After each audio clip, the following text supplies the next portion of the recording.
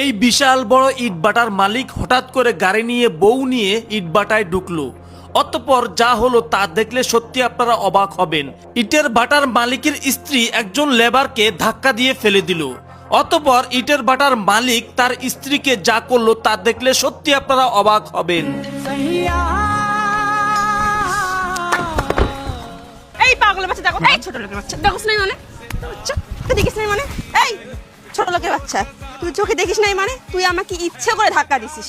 আমি বুঝি না তোর মতো ছোট লোক রে কেন কাজে রাখে। আর আমার হাজবেন্ডটাও বোকা, যে যাকে তাকে কাজে রেখে দেয়। তোর মতো ছোট লোকে এই কাজে থাকা হবে না। আজকেই তোকে আমি কাজ থেকে বের করে দিব। ম্যাডাম আমার ভুল হচ্ছে ম্যাডাম, আমি আপনার পায়ে ধরে বলছি, আমি দেখিনি। এই ছোট লোকের বাচ্চা একদম আমাকে ছুবি না, তুই আমার পা ধরস মানে। ম্যাডাম সত্যি আমি খেয়াল করিনি ম্যাডাম, এই কথাগুলো স্যারকে বলিয়েন না, বললে হয়তো আমাকে চাকরি থেকে বের করে দিবে। আমি আমার বউ বাচ্চা নিয়ে কোথায় যাব, কি করে খাবো? ম্যাডাম আমি খেয়াল করিনি ম্যাডাম, আমাকে মাফ করে দেন ম্যাডাম, আমাকে মাফ করে দেন ম্যাডাম। এই ছোট লোকের বাচ্চা তোকে ক্ষমা করবো মানে, বেয়াদবের বাচ্চা। এই তুমি আসছো এসবকে কাজ রাখো কি জন্য? এই বেয়াদবের বাচ্চা আমাকে, আমার সাথে বেয়াদবি করছে, আমাকে ধাক্কা দিয়ে ফালাই দিছে। স্যার আমি খেয়াল করিনি স্যার, স্যার আমি ইচ্ছে করে ম্যাডামকে ধাক্কা দিইনি স্যার। কি হয়েছে ঘটনাটা খুলে বলো তো। এই তুমি ওকে কি জিজ্ঞেস করো? এই ছোট লোকের বাচ্চাকে কেন জিজ্ঞেস করতেছো?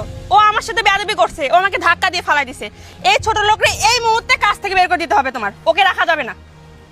বুঝতে পেরেছি, তুমি রিল্যাক্স হও, তুমি রিল্যাক্স হও, তুমি টেনশন করো না। তোমার সঙ্গে বেয়াদবি করেছে, আমার বউয়ের সঙ্গে বেয়াদবি। এই কামলার বাচ্চা কামলা, ছোট লোক, তুই তোর ম্যাডামের সঙ্গে বেয়াদবি করিস? হ্যাঁ তুই জানিস, তুই জানিস তোর ম্যাডামের পাওয়ার সম্পর্কে জানিস? তোর ম্যাডাম যদি ইচ্ছা করে এখনই তোকে চাকরি থেকে বের করে দিতে পারবে। হ্যাঁ তুই ম্যাডামের সঙ্গে বেয়াদবি করিস, তোর কি একটু ভয় নাই? জান তুমি কোন টেনশন করো না, এই কামলার বাচ্চাকে আমি উচিত শিক্ষা দিচ্ছি। স্যার সত্যি আমি খেয়াল করিনি স্যার, সত্যি খেয়াল করিনি, আমি দেখতে পারিনি স্যার, হঠাৎ করে লেগে গেছে, আমাকে এবারের মতো মাফ করে দেন স্যার। এই চপ, কামলার বাচ্চা, মুখে মুখে তর্ক করবি না, এক চপ দিয়ে তোর দাঁত ফেলাই দিব আমি।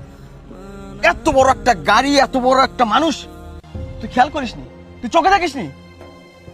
তোর মতো ছোট লোকদের আমার চেনা আছে, ইচ্ছা করে তুই এই কাজটা করেছিস। জান এদিকে আসো, এদিকে আসো, তোমার কোথাও লাগেনি তো? তুমি ব্যথা পাওনি তো? ওই জানোয়ারটাকে আমি উচিত শিক্ষা দেব, ওকে আমি কঠিন শিক্ষা দেব, চরম শিক্ষা দেব। আরে জান তুমি আমাকে মারছো কেন? আমাকে মারছো কেন? দোষ করলো ও, তুমি ওকে মারাবে না।